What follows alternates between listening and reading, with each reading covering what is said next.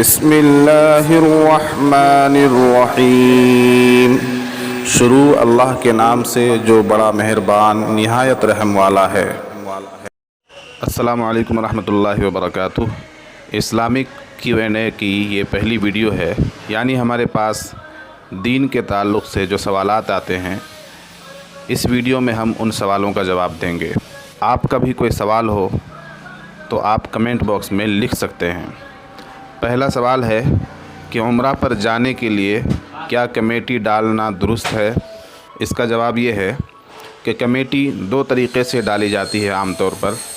ایک طریقہ تو یہ ہوتا ہے کہ 10 لوگ مل کر ایک رقم جمع کرتے ہیں، مثلا 10 لوگ مل کر 5-5 ہزار روپے جمع کر رہے ہیں اور یہ 50 ہزار روپے کی رقم کسی ایک کو دی جا رہی ہے رقعہ اندازی کے ذریعے یا سب کے اتفاق رائے سے، یعنی جتنا جمع کر رہا ہے آدمی اتنا ہی کسی ایک کو مل رہا ہے۔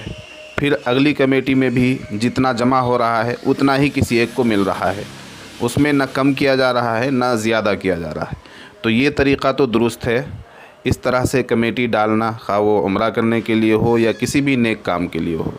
اگر عمرہ کرنے کے لیے بھی کوئی کمیٹی ڈال رہے ہیں کچھ لوگ، تو اگر یہ طریقہ ہو کہ ہر آدمی جتنی رقم جمع کر رہا ہے اتنی ہی رقم کسی ایک کو دی جا رہی ہے، مثلا 1 لاکھ روپے اگر جمع ہو رہے ہیں تو 1 لاکھ روپے کسی ایک کو دے دیا جا رہا ہے، عمرے میں چاہے 1 لاکھ روپے سے کم خرچ ہو یا اس سے زیادہ خرچ ہو۔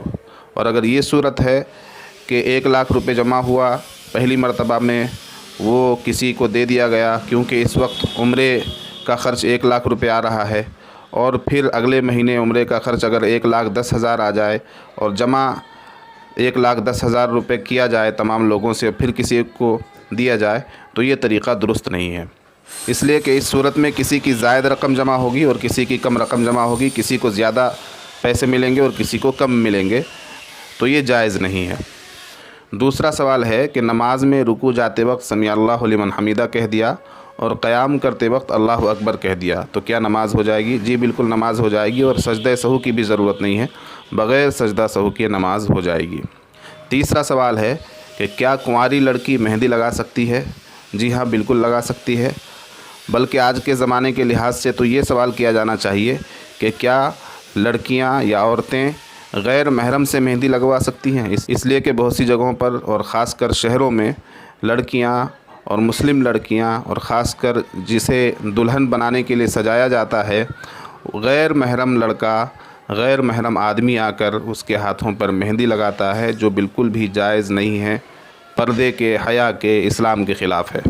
تو لڑکیاں بھی مہندی لگا سکتی ہیں اور عورتیں بھی مہندی لگا سکتی ہیں، بلکہ مہندی لگانا محبوب عمل ہے۔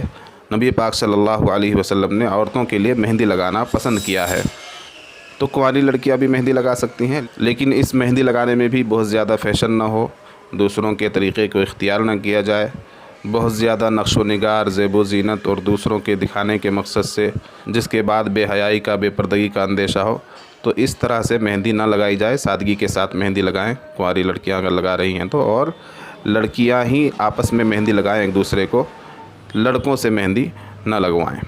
ایک سوال یہ ہے کہ رخصتی سے پہلے طلاق دے دی تو کیا عدت ہوگی؟ یعنی ایک لڑکی کا نکاح ہوا تھا اور رخصتی سے پہلے اسے طلاق دے دی گئی تو کیا وہ عدت گزارے گی؟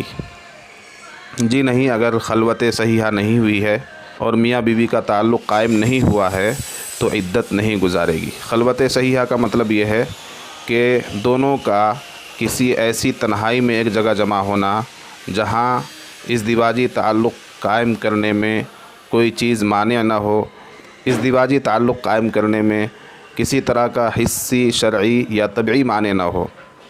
تو اگر ایسی خلوت صحیحہ ہوئی ہے، یعنی وہ دونوں اگر آپس میں کہیں ایسی جگہ ملے ہوں جہاں ازدواجی تعلق قائم کرنے میں، میاں بیوی کے تعلق قائم کرنے میں کسی طرح کی کوئی پریشانی نہیں تھی اور وہ دونوں تعلق قائم کر سکتے تھے، اگرچہ انہوں نے تعلق قائم نہیں کیا، تب بھی خلوت صحیحہ کی بنیاد پر عدت گزاری جائے گی۔ اور اگر خلوت صحیحہ بھی نہیں ہوئی ہے، یعنی وہ دونوں آپس میں کسی ایسی جگہ نہیں ملے ہیں، تو پھر عدت نہیں ہوگی۔ تو یہ تھے چند سوالوں کے جواب۔ آپ کے ذہن میں اگر کوئی سوال ہو، آپ بھی کوئی مسئلہ معلوم کرنا چاہتے ہوں، تو کمنٹ باکس میں اپنا مسئلہ اور اپنا سوال ضرور لکھیں۔ اگر آپ کا سوال مناسب معلوم ہوگا تو ضرور جواب دیا جائے گا انشاءاللہ۔